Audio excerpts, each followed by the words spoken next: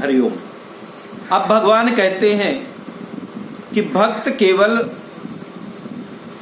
अब ये जो आपने अभी तक सुना 2-3 श्लोकों में, इसका बड़ा सरल सार भगवान कहते हैं कि भक्त केवल भगवान को ही अपना मानता है। जो भगवान का अनन्य भक्त होता है उसकी भावना क्या होती है? वो संसार में सबकी सेवा करता है लेकिन भगवान को अपना मानता है और सारे संसार में भगवान को ही देखता है। तो जब भगवान को अपना मानता है और सारे संसार में भगवान को देखता है तो सारा संसार ही भगवानमय हो गया ना उसके लिए। इसलिए वह नित्य निरंतर भगवान में ही लगा रहता है। अगर इसको समझिए ना तो बड़ा सरल है, नहीं तो बड़ा कठिन भी है। भगवान कहते हैं कि मेरा भक्त जो होता है वो केवल मुझ में ही अपने मन को लगाए रहता है। भगवान कहते हैं कि मुझ में ही अपने मन को लगाए रहता है। लेकिन मेरा भक्त कौन होता है? भगवान कहते हैं मेरा भक्त वही होता है जो प्रत्येक जीव में मेरा दर्शन करता है, वही तो मेरा भक्त होता है। ये गीता में कई बार भगवान ने कहा। तो जो प्रत्येक जीव में मुझे मानता है, मेरा दर्शन करता है, वो मेरा भक्त होता है। और अगर वो प्रत्येक जीव में मुझे मानने लगता है तो वो नित्य निरंतर मेरे पास ही तो रहता है। चाहे वो पुत्र के पास रहे, चाहे पत्नी के पास रहे, चाहे पड़ोसी के पास रहे, चाहे किसी की सेवा कर रहा हो, लेकिन जब वो सब में मुझे देखता है तो निरंतर मेरे पास ही है।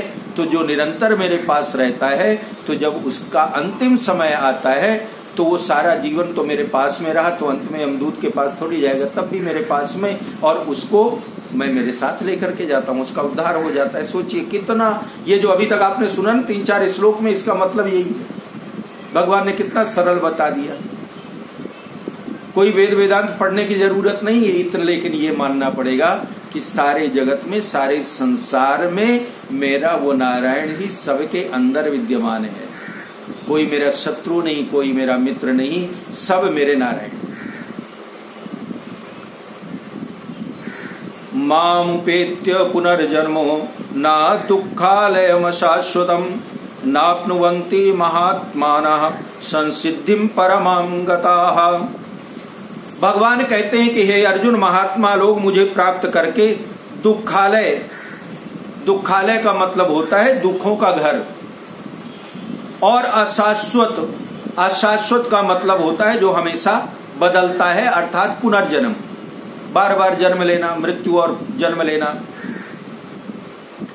भोग और संग्रह, इन दोनों कर्मों में लगे हुए सकाम कर्म करने वाले जो मनुष्य होते हैं, उनके लिए संसार कैसा होता है? दुखमय होता है। जो संसार के भोगों में लगे हुए हैं उनके लिए संसार हमेशा दुखमय होता है। लेकिन जो संसार की सेवा में, भगवत भजन में और संसार को अपना मान करके संसार में लगे रहते हैं, ऐसे लोगों के लिए ये संसार भगवत स्वरूप हो जाता है। ये संसार उनके लिए क्षीर सागर बन जाता है। वो फिर क्षीर सागर कहीं और नहीं, इस संसार को ही क्षीर सागर मान करके और इसी में अपने नारायण को विराजमान मान करके और नारायण की सेवा रूपी संसार के जगत के कर्मों को करते हैं। परमात्म तत्व की प्राप्ति एक बार होती है, और एक बार होती है और सदा के लिए होती है। एक बार परमात्म तत्व की प्राप्ति हो जाए ना, वो सदा के लिए हो जाती है। देखिए संसार में कोई भी चीज आपको मिले ना, तो एक बार मिले, कुछ दिन में वो जरूर छूट जाती है। लेकिन परमात्म तत्व की प्राप्ति ऐसी है, परमात्मा को अगर एक बार मन से आपने जान लिया, परमात्म तत्व की प्राप्ति हो गई, तो फिर आप ये मान लीजिए कि परमात्मा को प्राप्त हुए मनुष्य का पुनर्जन्म होता ही नहीं, दोबारा उसका जन्म नहीं होता, जन्म मरण के बंधन से मुक्त हो जाता है। और यदि उसमें भक्ति के संस्कार हों तो वह जन्म मरण और मुक्ति के साथ साथ प्रति क्षण वर्धमान परम प्रेम को भी प्राप्त कर लेता है। प्रतिक्षण वर्धमान परम प्रेम को प्राप्त कर लेता है। इसका मतलब जानते हैं क्या होता है? जैसे देखिए, एक तो हम लोग मुक्ति कहते हैं, चले गए उस लोक में लाखों करोड़ों साल बाद, जब बड़ा सुंदर युग आएगा तब हमारा जन्म होगा। लेकिन वर्धमान परम प्रेम को भी प्राप्त करने का मतलब जब भगवान राम या कृष्ण रूप में अवतार लेते हैं तब उनकी सेवा के लिए हम भी आते हैं, मनुष्य या कोई ना कोई रूप धारण करके। जैसे राम की सेवा के लिए बानर भालू आए और कृष्ण के सेवा के लिए गोपी और ग्वाल आए। तो देखिए, मुक्ति के साथ साथ भी आनंद, ये बोनस है। किसी ने बोला भाई भोजन मिलेगा, चलो आज रोटी मिलनी है। अब रोटी खाने जब गए तो पता चला कि भोजन तो मिला ही पसंद का, और जो जो पसंद आया उसका नाल टिफिन भी लेके आए कल वास्ते भी। तो मुक्ति तो मिली ही, लेकिन उसके साथ भी भगवान के प्रेम का आनंद लेने के लिए उनके अवतार के साथ में फिर से आए, और फिर से आकर के भगवान की लीला का आनंद लिया, और लीला का आनंद लेकर के फिर उन्हीं के साथ साथ चले गए जहां ऐसे आए थे वहां। तो इसको बोलते हैं वर्धमान परम प्रेम, ये भी प्राप्त हो जाता है। इसको सही में देखा जाए तो इसको जन्म नहीं कहते, ये भगवान के प्रति किए हुए समर्पण का इनाम है जो भगवान देते हैं। अपने आने के पहले भेज देते हैं और जाने के पहले भेज देते हैं कि जा अपने लोग को मतलब हमारे लोग। आ ब्रह्म भुवन लोका पुनरावर्तिनो अर्जुनो मामुपेत्य तु कौन्तेय पुनर्जन्मो न विद्यते। भोग और संग्रह की जिसमें आसक्ति रहती है, भोग और संग्रह ही हमेशा जिसके मन में लगा रहता है, ऐसे लोगों का पुनर्जन्म होता है। इसलिए जिस मनुष्य में भोग और संग्रह की आसक्ति है, वह यदि पुण्य कर्मों के प्रभाव से ब्रह्मलोक तक चला जाता है तो भी उसे लौट करके जन्म मरण में अर्थात दुखालय संसार में आना ही पड़ता है। ब्रह्मलोक तक सब कर्मों का फल है। जब प्रत्येक कर्म का आरंभ और अंत होता है तो फिर उसका फल अविनाशी कैसे हो सकता है? इस जीवन में आकर के देखिए, इसीलिए हमारे धर्मशास्त्र कहते हैं कि अच्छा भी कुछ कर्म करोगे ना। देखिए, हम लोग सत्कर्म करते हैं तो गीता क्या कहती है, कौन सा सत्कर्म करना है? जिसकी फल की इच्छा न रखो। अगर फल की इच्छा से आप अच्छे कर्म भी कर रहे हो तो यहां पर भगवान कहते हैं कि मनुष्य में भोग और संग्रह की आसक्ति है। यदि पुण्य कर्मों के प्रभाव से, देखिए भोग और कर्म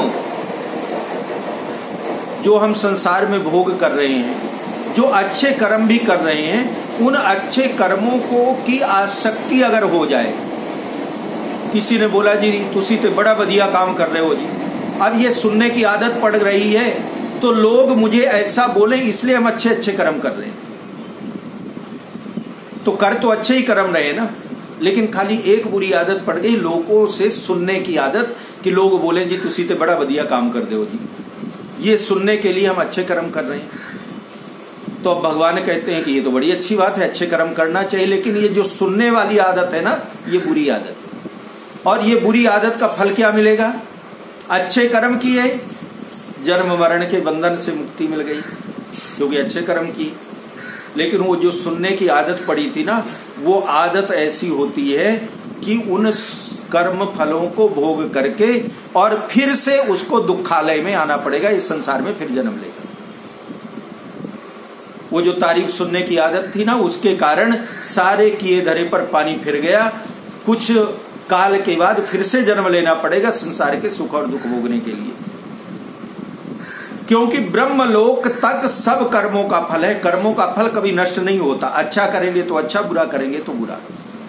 और इसीलिए सहस्त्र युग पर्यंतम हरियत ब्रह्मणो विदुहु रात्रियुग सहस्त्रांता ते हो रात्रो विदो जनाः। जो मनुष्य ब्रह्मा के 1000 चतुर्युगी वाले एक दिन को और 1000 चतुर्युगी वाली एक रात्रि को जानते हैं, वे मनुष्य ब्रह्मा के दिन और रात को जानने वाले हैं। अर्थात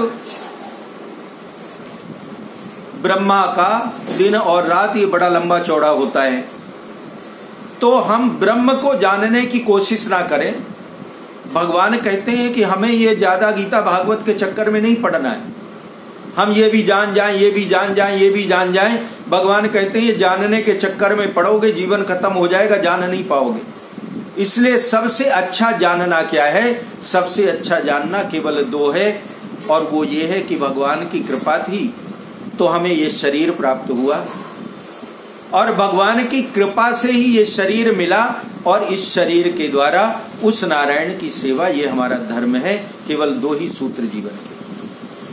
ये शरीर भगवान की कृपा से मिला, और इस शरीर के द्वारा उस नारायण की सेवा, ये हमारा धर्म, इसीलिए हमारा जन्म हुआ है। अगर केवल इतना जान गए तो बाकी और जानने की जरूरत नहीं है।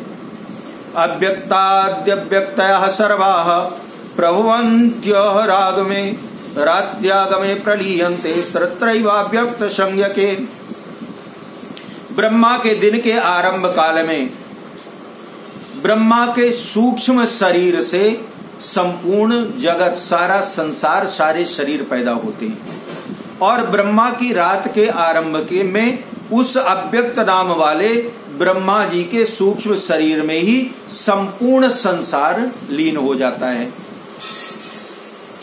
अब ब्रह्मा का दिन और रात ये मैं कल के प्रसंग में बताऊंगा। एक दिन मैंने शायद सुनाया भी था कि ब्रह्मा का एक दिन कितना बड़ा होता है।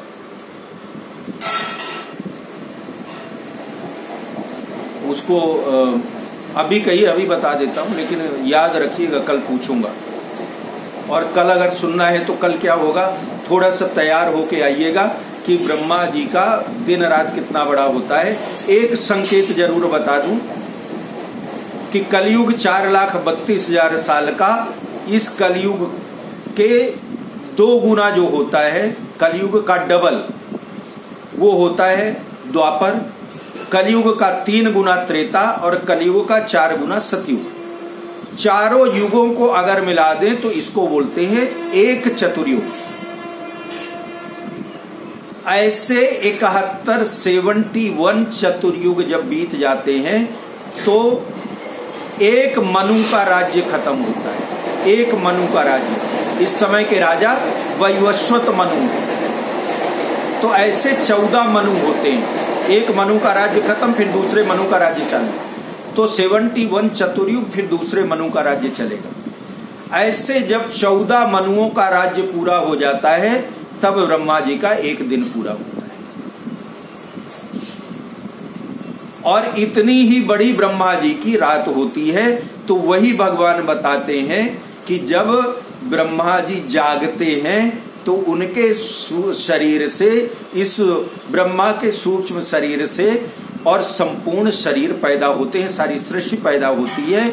और जब ब्रह्मा जी की रात होती है तो रात में के आरंभ काल में उस अव्यक्त नाम वाले ब्रह्मा जी के सूक्ष्म शरीर में संपूर्ण शरीर लीन हो जाता है। ऐसे ब्रह्मा जी की 100 साल की उम्र होती है।